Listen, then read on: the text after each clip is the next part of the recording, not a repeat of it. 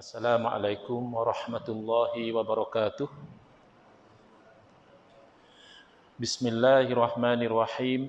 Alhamdulillahi rabbil alamin.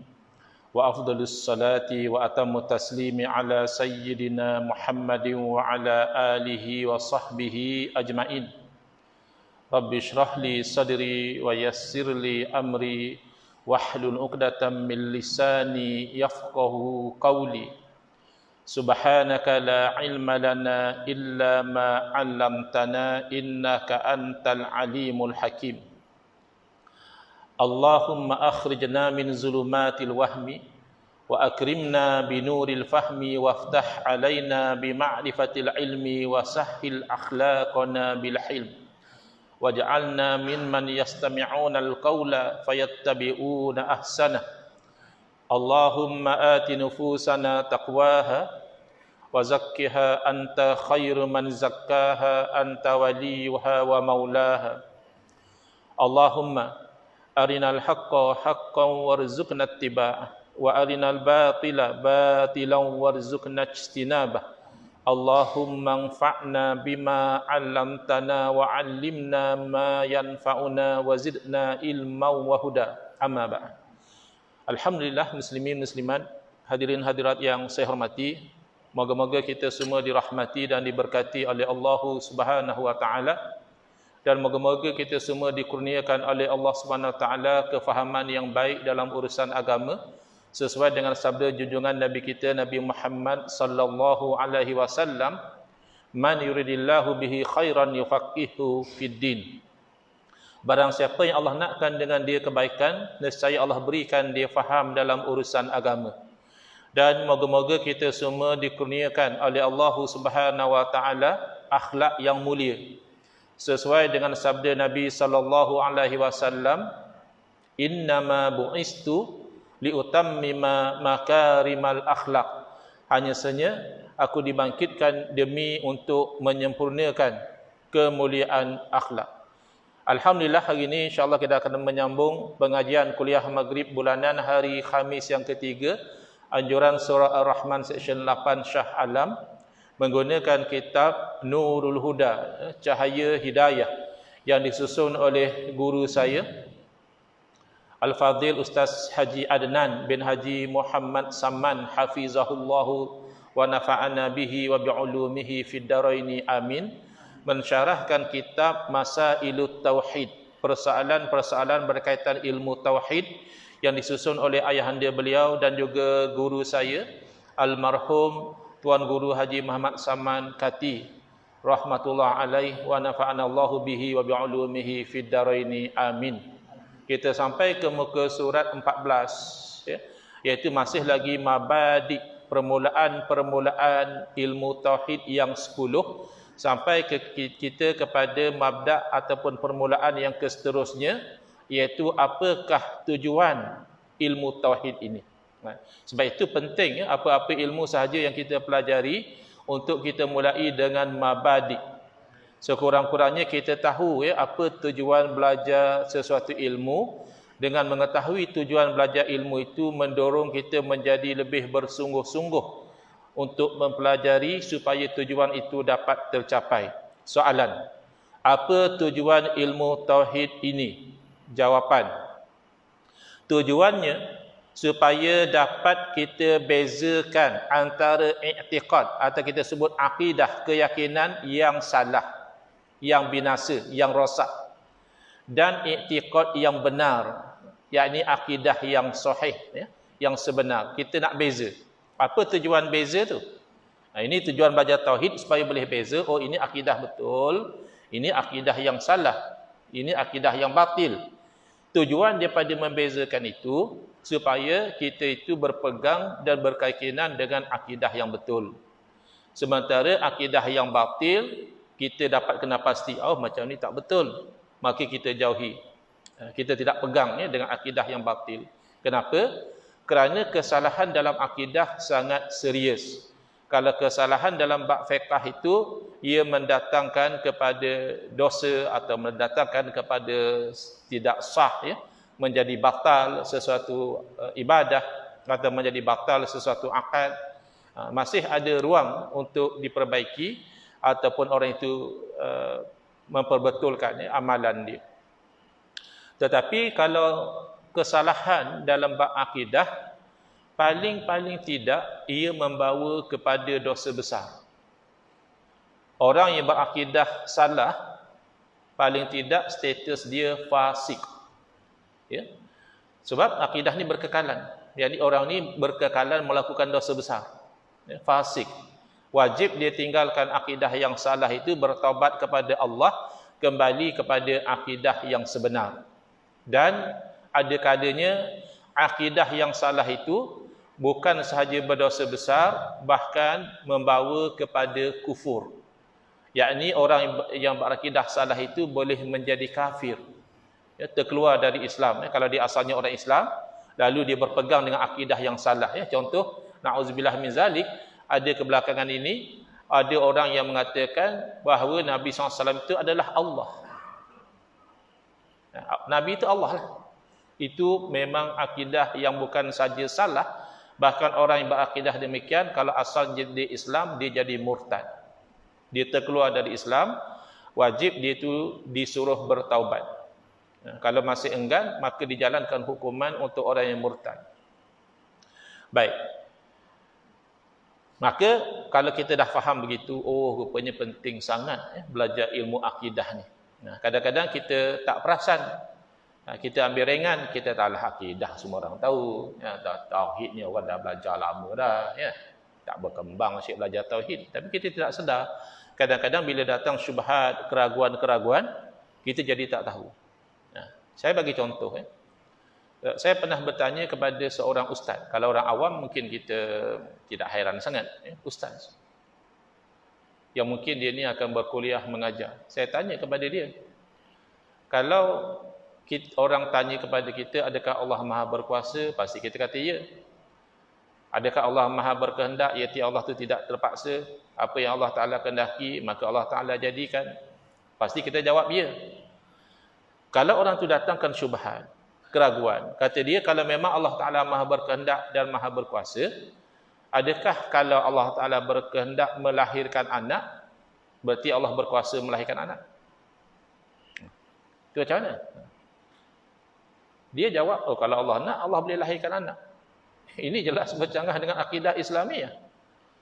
Akidah Islam, mustahil Allah melahirkan anak. Dalil akli dan dalil nakli menyokong kemustahilan ini. Dalil nakli, orang semua hafal. Lam yalid wa lam yulad. Allah tidak beranak. Dan Allah tidak diperanakkan. Itu salah satu. Selain dalil-dalil yang lain. Yang membangkang dakwaan orang-orang Kristian kononnya, Nabi Isa AS itu adalah anak Tuhan. Atau satu daripada 3 juzuk Tuhan. Tidak. Nafikan. Dalil akli juga menafikan. Kerana akal tidak boleh terima Tuhan lebih dari satu. Kalau ada anak Tuhan, berarti paling kurang ada 2 Tuhan. Kalau anak Tuhan, mesti sifatnya macam Tuhan. Maka akan beranak lagi. Ada cucu Tuhan, cicit Tuhan, sekampung ada Tuhan, satu negeri ada Tuhan. Nanti nak kena mengundi, siapa jadi ketua Tuhan. Buat pilihan raya, masing-masing Tuhan berkempen, buat janji pilihan raya. Macam mana? Mustahil. Tuhan mustahil lebih dari satu. Jadi ini bahaya apabila kita memandang lekeh kepada ilmu tauhid. Kita sudah level ustaz pun kita masih keliru nak jawab soalan basic. Adakah Allah boleh melahirkan anak? Hanya ditwist sikit soalan tu, sudah jawab Allah boleh melahirkan anak. Itu macam mana? Jadi kita nak bezakan iktikad yang salah, kata Allah boleh beranak, ya. Kata Nabi Muhammad itu adalah Allah, ya. Mengatakan Allah seperti makhluk, atau mengatakan makhluk pun sudah jadi seperti Allah misalnya. Ini jelas ya akidah-akidah yang batil. Tapi ada juga akidah-akidah yang kurang jelas kebatilannya. Maka itulah ada para alim ulama yang mendalami ilmu tauhid. Apabila datang syubhat keraguan ini, maka mereka dapat mempertahankan akidah Nabi SAW yang sekarang ini dikenali sebagai akidah ahli sunnati wal jamaah. Ada orang masih confused. Dia kata kenapa pula ikut ahli sunnah wal jamaah? Ikut Nabi lah. Nabi yang bawa Islam ni. Yang kita pergi ikut ahli sunnah wal jamaah buat apa? Lah. Gelaran ahli sunnah wal jamaah tu ada makna dia bang. Ahlu tu di situ, ahlun di situ maknanya pengikut. Ahlun tu ada banyak makna, ya. Ahlur rajul makna keluarga seseorang lelaki, ya. Macam kita selawat Allahumma salli ala sayyidina Muhammadin wa ala alihi. Alihi itu ahlun lah. Keluarga. Ahlun boleh makna penduduk. Ahlul jannah, penduduk syurga. Ahlul sya'alam, penduduk sya'alam. Ya. Dan ahlun boleh berarti pengikut. Ahlus sunnah berarti pengikut sunnah. Sunnah siapa? Ya sunnah Nabi SAW. Akidahnya ikut Nabi. Syariatnya ikut Nabi. Akhlaknya, tasawufnya ikut Nabi. Memang tidak ada nama tasawuf zaman Nabi. Tapi mendidik hati supaya bersih daripada riya, ujub, takabur, hasad, itu memang ajaran Nabi SAW. Menghiasi hati dengan ikhlas, sabar, ridha, syukur, tawakal, itu memang ajaran Nabi SAW. Dan itulah intipati tasawuf. Nama datang kemudian. Ya, bahkan sebagian ulama mengatakan tasawuf ini adalah sesuatu yang wujud di zaman Nabi SAW dan salafus soleh, tapi tak ada nama. Maknanya masing-masing itu bertasawuf hati mereka itu. Tapi tidak ada lagi nama tasawuf. Sekarang ni sudah ada nama tasawuf, isi tidak ada.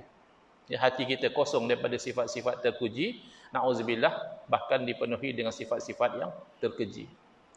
Jadi ahli sunnah di situ maksudnya sunnah Nabi SAW. Adakah sunnah Nabi seorang saja? Bukan sunnah Nabi sahaja. Bahkan sunnah para sahabat, sunnah khulafa'ur rasyidin. Kenapa ikut juga sunnah khulafa'ur rasyidin? Sebab Nabi SAW yang suruh. Alaikum bisunnati wa sunnatil khulafa'il mahdiyyin ar-rasyidin. Maka automatik tertolak ajaran Syiah daripada ahli sunnah wal jamaah. Kerana Syiah tidak ikut sunnah khulafa'ur rasyidin. Syiah hanya pilih satu sahaja, iaitu Sayyidina Ali radhiyallahu taala anhu. Sementara Sayyidina Abu Bakar dan Sayyidina Umar dibenci, dimaki, dicaci oleh Syiah. Bukan ahli sunnah. Dan alhamdulillah, Syiah juga tidak mengaku ahli sunnah. Ada lega sikitlah.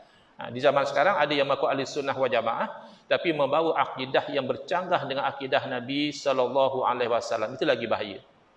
Yang tak mengaku ni senang. Kita dah cam. Paling-paling dia promote. Abang ikut Syiah dah bagus lah. Boleh nikah mut'ah. Abang minat mana perempuan, kahwin sebulan. Kahwin 2-3 bulan. Lepas tu automatik lah. Itu umpan dia. Tapi kalau sampai dia nak mengatakan kamilah ahli sunnah wal jamaah, tidak. Syiah dia berbangga sebagai Syiah Ali. Kami ni adalah puak Ali. Ataupun dia berbangga dengan istilah Ahlul Bait. Kami ini adalah yang menyokong keluarga Nabi. Ini slogan dia. Tapi kita tak mahu dengan slogan saja. Kita tak mahu di zaman kita ni ada orang yang mendakwa kamilah ahli sunnah wal jamaah yang tulen, yang ikut mazhab Syafi'i, yang ikut mazhab Asy'ari ini, mereka ni bukan ahli sunnah. Kita tidak mahu terkeliru. Kita nak tengok kepada intipati akidah itu. Memang betulkah sebagaimana akidah Nabi SAW ataupun bercanggah. Makanya kita belajar ilmu tauhid, penerangan. I'tiqad bermaksud kepercayaan yang dipegangi atau dianuti oleh seseorang. Misalnya, kepercayaan bahawa alam ini ada yang menjadikannya. Ini belum lagi menjadikan orang itu Muslim, mukmin. Belum tentu lagi. Semata-mata percaya bahawa alam ini ada penciptanya, itu turut dikongsi oleh semua yang bukan etis. Non-etis, mereka percaya alam ini ada pencipta. Hanya golongan etis, ya, mereka kata alam ini tidak ada pencipta. Habis tu, nature. It's mother nature. Dia just tukar nama je.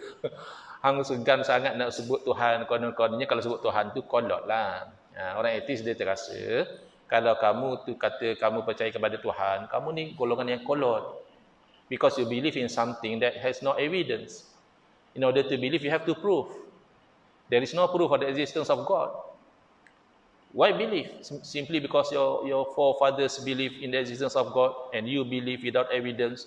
Dia sembang. Bukan tidak ada evidence. Dia yang gagal menggunakan akal yang sihat.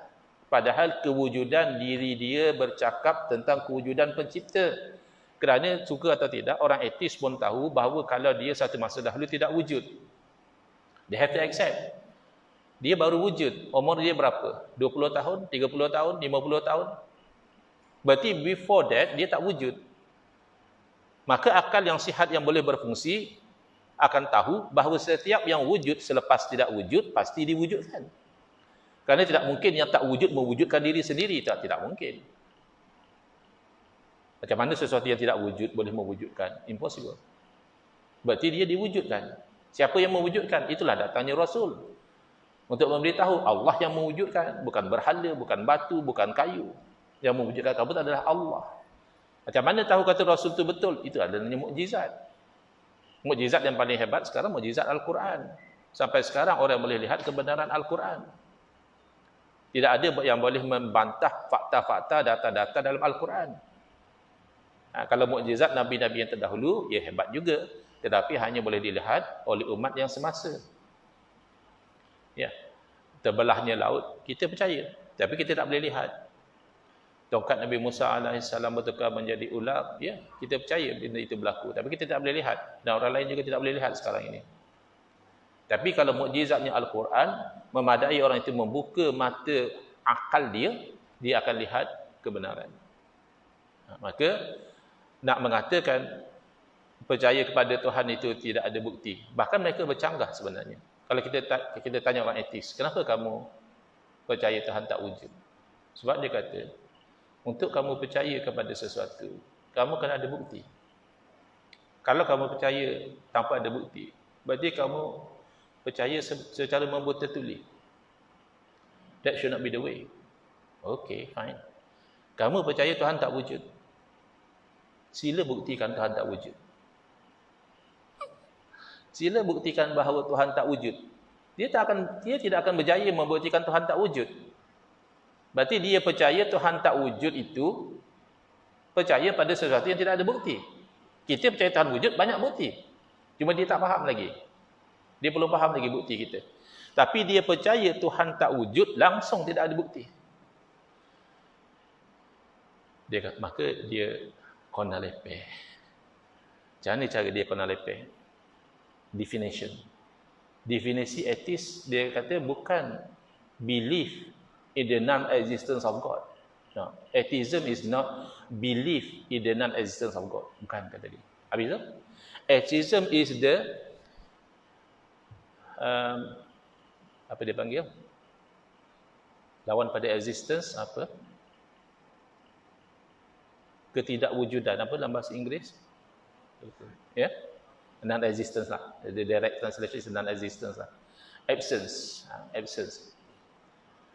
Jadi dia kata atheism is not the belief in the non-existence of God. Bukan, kata dia. Habis itu, atheism is the absence of belief in the existence of God. Dia kata kau nak lepeh.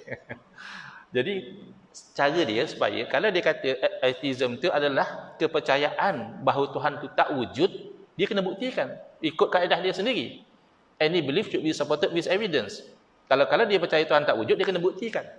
Jadi untuk dia lari daripada tanggungjawab membuktikan apa yang dia percaya, dia main dengan definition.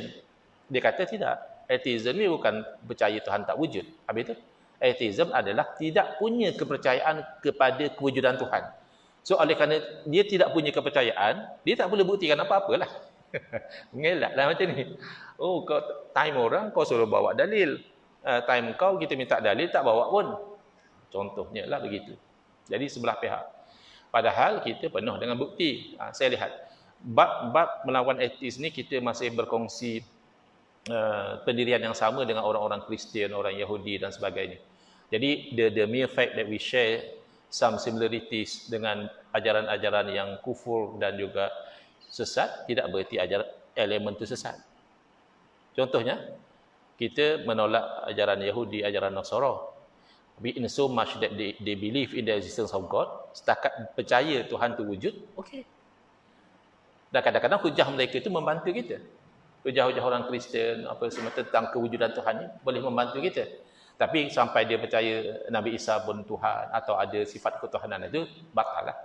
Itu kita tolak lah. Tapi semata-mata dia argue dengan orang etis, menarik juga hujah orang Kristian ini. Apa yang dia buat?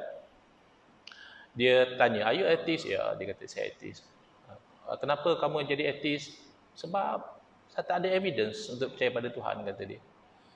And then dia tanya, kalau ada evidence, will you believe in the existence of God? Yes, of course. Sebab dia berpegang pada evidence.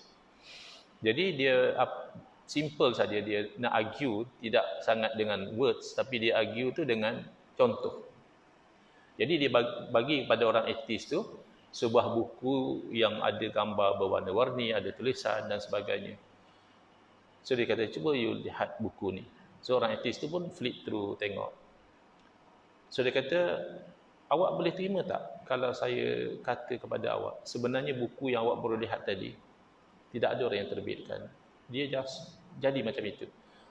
All the colours that you saw, somehow dia fall from the sky and form the picture. All the words that you have read sebenarnya is just the black ink somehow come from somewhere and suddenly they form tulisan-tulisan yang awak boleh baca tadi. Awak percaya tak? Color tu dibercantum-cantum sendiri, kertas tu tercantum sendiri, dakwat tu tertulis sendiri. Jadi of course lah orang tu gelak, kan? Tak mungkin lah. Mana dia pula jadi sendiri. Ya, mestilah buku tu ada penerbit dia yang cetak, yang setting dan sebagainya. Okey, sekarang dia kata, awak tahu tak tentang DNA? Konsep DNA. Dia kata, saya tahu. Ini DNA.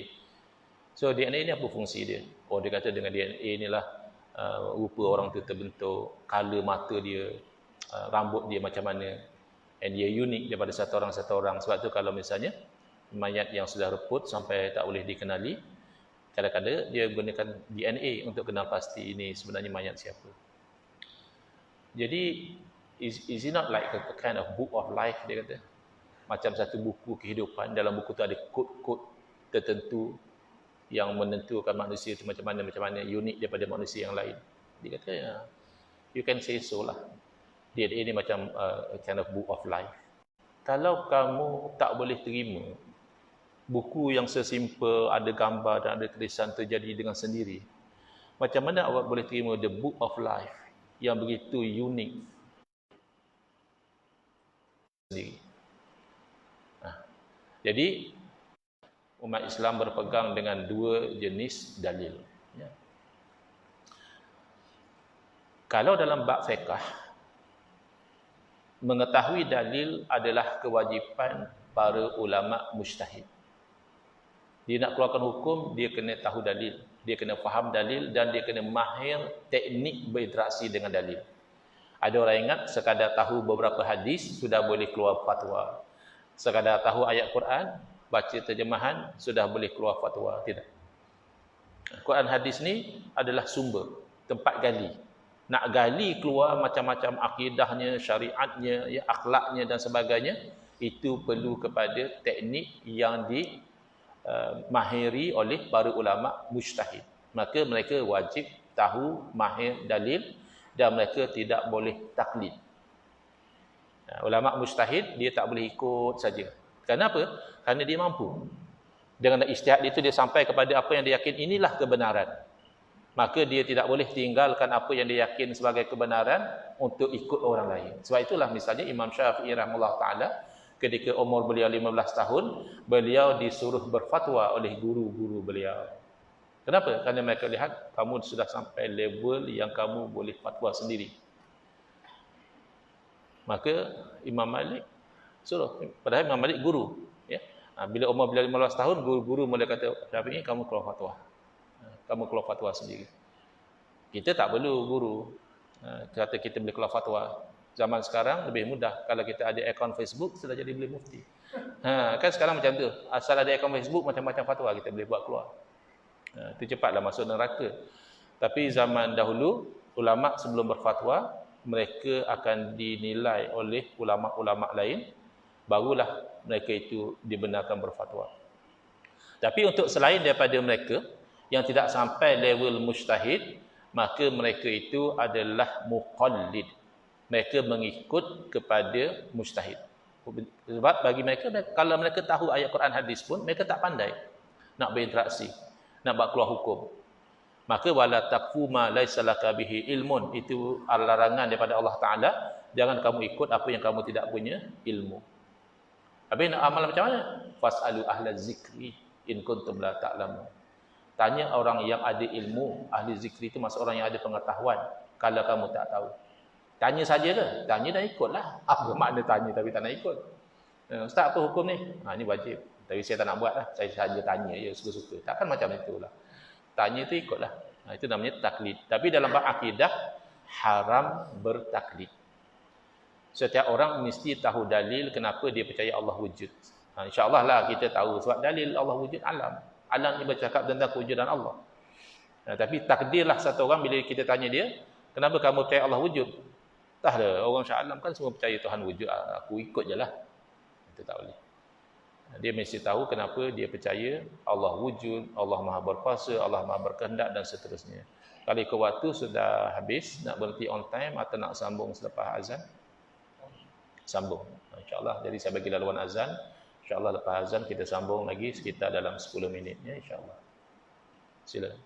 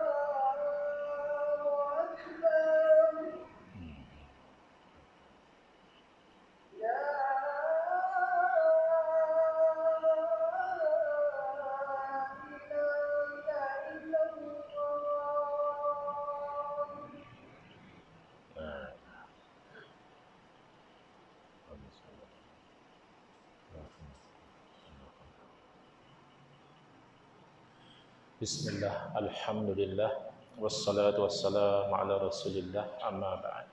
Sekarang jam 8.15 InsyaAllah latest by 8.25 kita akan berhenti untuk menunaikan salat isyak. Okay, kita sambung penerangan. I'tiqad bermaksud kepercayaan yang dipegangi, yakni diyakinilah, atau dianuti oleh seseorang. Misalnya, kepercayaan bahawa alam ini ada yang menjadikannya. Jadi kepercayaan ini benar. Ataupun kepercayaan bahawa alam ini terjadi dengan sendiri. Kita dah sudah cakap sesuatu yang wujud selepas ianya tidak wujud mustahil menjadikan dirinya sendiri. Tetapi ini contoh yang dikatakan i'tiqad, tapi i'tiqad ni batil lah. Kepercayaan bahawa sesuatu itu boleh memberi kesan ke atas sesuatu yang lain dan sebagainya. Ini semua dinamakan i'tiqad. Soalan, yang mana i'tiqad yang sah dan mana yang binasa? I'tiqad yang sah itu ialah i'tiqad ahli sunnati wal jamaah. Kembali kepada istilah ahli sunnah wal jamaah. As-sunnah itu bermaksud sunnah Nabi SAW, dan Nabi SAW juga menyuruh kepada kita mengikut sunnah para sahabat, khususnya Khulafa ar-Rasyidin. Wal jamaah. Jamaah di sini juga mengambil daripada suruhan Nabi SAW yang mana baginda memerintahkan kepada kita, alaikum bil jamaah. Wajib atas kamu tu bersama dengan jamaah. Nabi tak bagi kita tu lari daripada jamaah umat Islam. Bukan jamaah parti politik. Kadang-kadang orang sebut jamaah-jamaah ni dia terbayang parti politik. Bukan. Jamaah di sini maksudnya jamaah umat Islam. Majoriti para alim ulama'. Jangan lari. Sebab kalau kita berpegang dengan pegangan yang bercanggah dengan pegangan para jumhur, majoriti para alim ulama', kita bimbang termasuk dalam amaran Nabi SAW, wa man syadza syadza ilan nar. Siapa yang ganjil, maka dia nanti juga akan terasing dalam neraka. Ada orang keliru antara syadz, syuzuz dengan ghuraba, orang yang asing, dagang. Dia kata kami sikit, tak ramai yang ikut macam kami ni. Kami ni ghuraba, kamilah yang betul. Sebab dalam hadis Nabi SAW bersabda, bada'al islamu ghoribah wa sayaudu kama bada'a ghoribah fatuba lil ghuraba. Islam tu bermula dalam keadaan dagang, maknanya asing, terasing. Dan nanti Islam akan kembali sebagaimana ia bermula, iaitu dagang juga, terasing juga. Fatuba lil ghuraba. Maka beruntunglah bagi golongan yang asing, yang ganjil daripada orang lain, yang sedikit. Jadi kami ni sedikit. Itu tandanya kami betul. Bukan macam itu.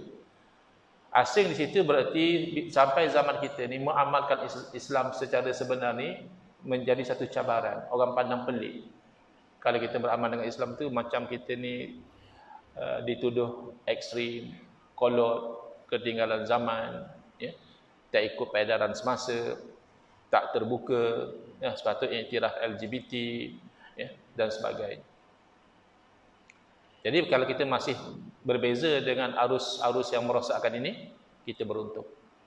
Kenapa? Kerana berpegang dengan ajaran Islam. Tapi bukan berarti di situ kamu berasing daripada pegangan jumhur ulama. Kalau kamu kira begitu, yang sedikit itu banyak. Kamu kata, oh oleh kerana kami sikit, tanda kami betul. Oh kalau macam itu, bandingkan ahli sunnah wal jamaah dengan Syiah, Syiah jauh lebih sedikit. Statistik yang dikeluarkan baru-baru ni oleh pusat di Jordan, about 90% of Muslims ahli sunnah wal jamaah. The balance of 10% tu campur-campur macam-macam lah, Syiah dan sebagainya. Kalau begitu, Syiah boleh klaim lah, fatuba lil ghuraba, bertuahlah orang yang asing. Lebih sedikit daripada Syiah golongan Qadiani yang mengatakan Mirza Ghulam Ahmad tu Nabi. Lagi tidak ramai. Kalau di Selangor, ingat saya ada di Selayang perkampungan dia orang tu, kuat di situ. Mungkin dah tempat lain saya tak tahulah kalau ada, tapi di situ terkenal. Sikit je. Oh kalau gitu Qadiani boleh mendakwa kamilah betul. Fatuba lil ghuraba, bertuahlah bagi orang yang sedikit. Lagi sikit pada tu pengikut Ayah Pin. Tak sempat berkembang besar, Ayah Pin pun dah mati. Jadi bukan begitu. Tafsir hadis fatuba lil ghuraba tu kamu ganjil daripada jumhur ulama tu bala.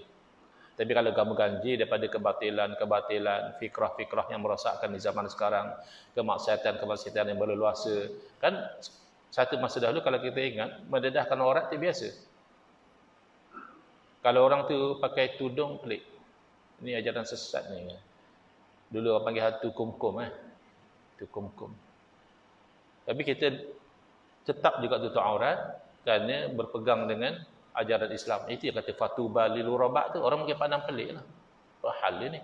Orang main bola pakai seluar pendek, kau nampak pakai seluar panjang. Kan pelik. Untunglah bagaimana dia berpegang dengan ajaran Islam. Tapi menyanggahi jumhur ulama itu bukan ghuraba, itu namanya syawwal. Golongan-golongan yang ganjil. Jadi jangan dipertikaikan yang awal-awal catatan yang menggunakan istilah ahli sunnah wal jamaah adalah sahabat Nabi yang menjadi rujukan besar dalam bidang tafsir ketika menafsirkan ayat yauma tabyaddu wujuh wa taswaddu wujuh. Hari yang menjadi putih berseri sebahagian daripada wajah-wajah manusia ini dan menjadi hitam legam sebahagian daripada wajah yang lain. Jadi Sayyidina Abbas menafsirkan yang menjadi putih berseri itu adalah wajah-wajah ahli sunnah wal jamaah. Itu awal catatan menggunakan istilah ahli sunnah wal jamaah itu adalah sahabat Nabi yang guna. Dan yang menjadi hitam legam itu na'udzubillah adalah ahlul bid'ah wal furqah, golongan yang membuat bid'ah dalam agama dan berpecah belah. Dan bid'ah paling besar yang kita perlu jauhi adalah bid'ah dalam akidah. Jadi i'tiqad yang sah itu yang betul adalah i'tiqad ahli sunnati wal jamaah. I'tiqad yang binasa itu ialah i'tiqad qadariyah, jabariyah dan juga mu'tazilah. Jadi pengarang kitab sebut tiga akidah ini bukan sebagai exhaustif, bukan. Mana inilah sahaja tiga yang rosak, bukan. Ini ala sabilil misal. Hanya menunjukkan beberapa contoh. Kenapa bawa contoh ini? Kerana inilah tiga akidah yang terkenal satu masa dahulu yang membuat bid'ah dalam akidah disebabkan persoalan akidah. Kerana ada juga awal sebelum daripada itu lagi umat Islam yang membuat bid'ah dalam akidah berpunca daripada siasah. Asalnya politik. Iaitu golongan Syiah dan Khawarij. Syiah dan Khawarij asal punca bid'ah mereka bukan kerana soal akidah. Punca bid'ah mereka adalah kerana ta'assub dalam pendirian politik. Maka kita ambil pengajaran berpolitik, berpendirian politik boleh, jangan ta'assub. Kerana ta'assub itu boleh mengheret kepada bid'ah. Asalnya Syiah penyokong Sayyidina Ali. Dalam konflik politik antara Sayyidina Ali radhiyallahu anhu dan juga Sayyidina Muawiyah radhiyallahu anhu, dalam bab jawatan khalifah, Syiah berpendirian menyokong Sayyidina Ali dan tak ada masalah. Sayyidina Ali radhiyallahu anhu seorang sahabat yang alim, yang soleh, yang berani, sepupu Nabi, menantu Nabi, ya. Bahkan salah seorang yang dijamin masuk syurga. Maka kalau menyokong beliau menjadi pemimpin tertinggi negara, tak salah. Tapi setelah mereka jadi ta'assub pada Sayyidina Ali, mendakwa kononnya hanya Sayyidina Ali radhiyallahu anhu seorang saja yang layak jadi khalifah, maka Sayyidina Abu Bakar, Sayyidina Umar, Sayyidina Utsman dibenci, dicaci, bahkan ada yang sampai mengkafirkan, maka itu sudah jadi bid'ah. Khawarij terbalik pula. Tak setuju dengan Sayyidina Ali radhiyallahu anhu dalam bab masalah tahkim. Sayyidina Ali menerima cadangan damai, ceasefire dengan Sayyidina Muawiyah, dia tak setuju. Okeylah, tak setuju, itu biasa. Tapi sampai mengkafirkan para sahabat. Mereka mendakwa siapa yang terlibat dalam majlis tahkim jadi kafir. Jadi jangan mudah mengkafirkan umat Nabi SAW, kerana itu sikap Khawarij. Disebutkan Khawarij ini adalah kilabun nar. Diibaratkan seperti anjing-anjing neraka. Bahkan Nabi SAW memberitahu kalau baginda masih hidup di zaman munculnya Khawarij, baginda akan melawan mereka dengan perlawanan yang benar-benar, ya. Jadi hati-hati. Jadi yang betul-betul berpunca daripada soal akidah tiga ini, insya-Allah dalam kuliah yang akan datang kita akan terangkan apakah kesalahan Qadariyah, Jabariyah dan Mu'tazilah supaya kita dapat jauhi, dan apakah kebenaran ahli sunnah wal jamaah supaya kita dapat pegang. Hadza wabillahi taufiq wal hidayah. Wassalamualaikum warahmatullahi wabarakatuh. Bismillahirrahmanirrahim. Alhamdulillahi rabbil alamin. Wassalatu wassalamu ala asyrafil anbiya'i wal mursalin wa ala alihi wa sahbihi ajma'in. Allahumma shrah sudurana wa ahsin akhlaqana wa azim ujurana wa nawwir qulubana binuri hidayatika kama natarada binuri syamsika abadan abada. Allahumma anqulna min dhillil ma'siyati ila izzit ta'ati ya arhamar rahimin. Wa sallallahu ala sayyidina Muhammadin wa ala alihi wa sahbihi wasallam. Alhamdulillahi rabbil alamin. Amin ya rabbal alamin wal afu minkum.